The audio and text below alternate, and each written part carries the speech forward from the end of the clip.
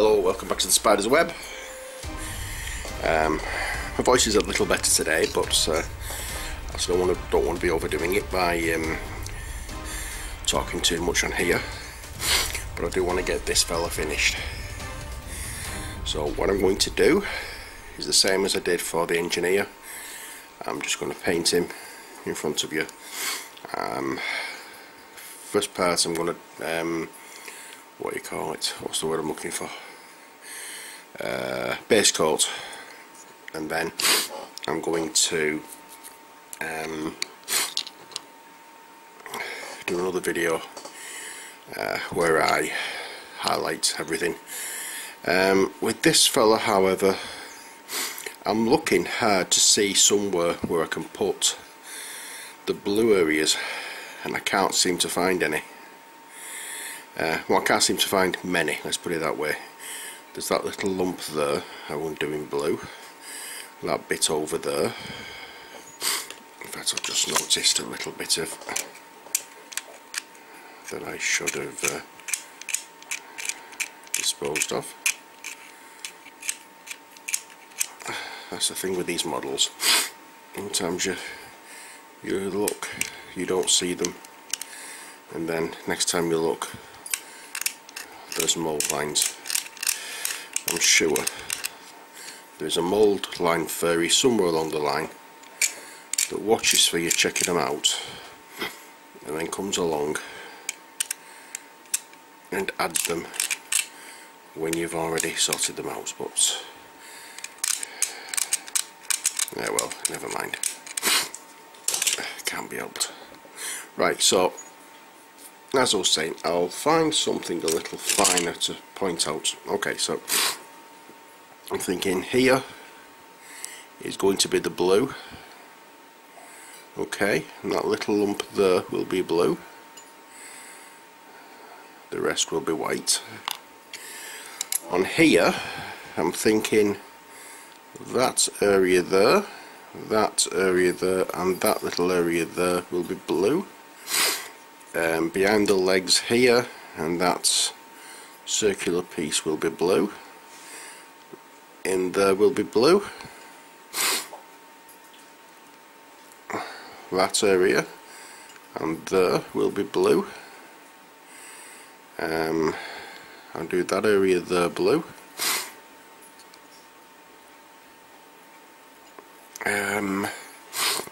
That area as well. And I think that really is all I can do for blue on there. Now here we have nothing much in the line of adequate blue areas, but there's that little bit there, and that circular piece, and that circular piece there, and that little lumpy bit there, which I'm going to do blue, much the same as the other arm. The gun, obviously black dry brushed bolt gun metal. The cape, the inside of the cape is going to be dark red. This side of the cape will be black. And as a bit of a nod to my Salamanders Space Marine chapter, there's going to be something on here for that. Okay, but before we start on that, let me just show you what I've done with the engineer. He's done. I've covered the base in the usual way, a couple of stones, or little stones either side, based up as such, and with the sentry guns, both sentry guns, the same, only this time I've used smaller stone chippings rather than the bigger ones. One thing I did forget to mention with these, oh dear, is that the bases they're on come like that, with that little indent in them for the main, for the slaughter base. Okay, I can't show you any because well, basically I've used on the models, so the models come on their own little base which slots into there, you can glue it in and blah blah, you know. So what I did with these, because they don't come with that little round base to fit into there, I filled that with the Vallejo Dark Earth paste, which I've been using on top of them. Once that had dried, I put a spot of super glue on the bottom of the sentry gun, placed it on top because it overhung there and there, so it glued onto there, and then it was fine. It's just then a case of getting it painted. So that's what I've done. So once I know the glue is definitely dried, I've only just done these, so I don't really want to do much with them at the moment. Well, I've not long since done them, let's put it that way. So I want to give them a definite chance to dry before I make a start on painting those. But now, oh, I forgot, he's got a little thing there on his head which can be blue, and I might do the blue inside as well. I will. Okay, so let's get started, shall we?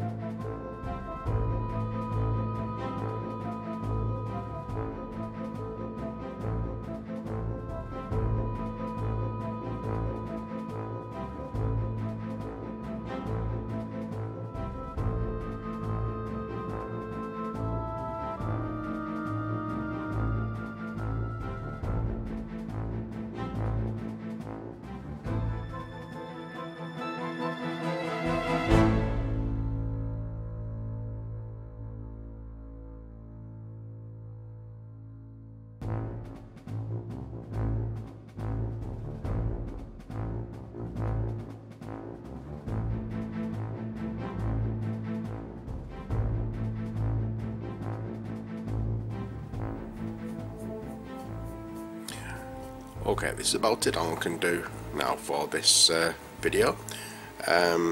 Just in case you're wondering, I did say that I was doing the inside or the lining of the cloak red. I am.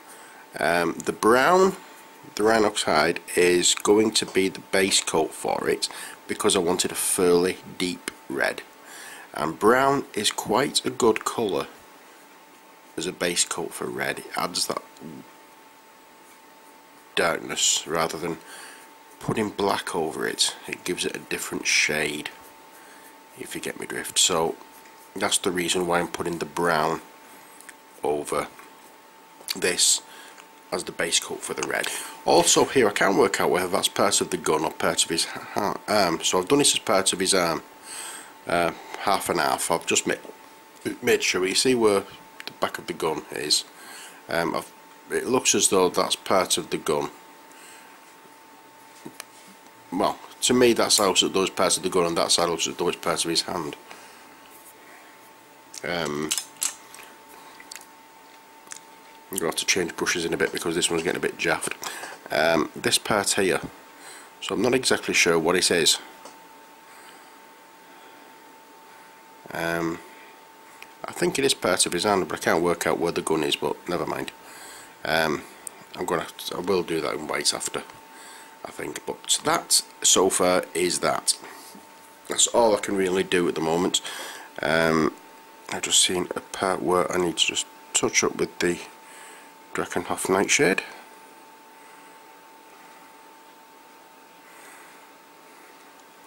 Actually drying quite quickly, this. I'm going to go over again in a couple of areas with this Drakenhof Nightshade because it is drying very, very quickly. There's a little bit on his fingers that I should do. Make sure that's covered.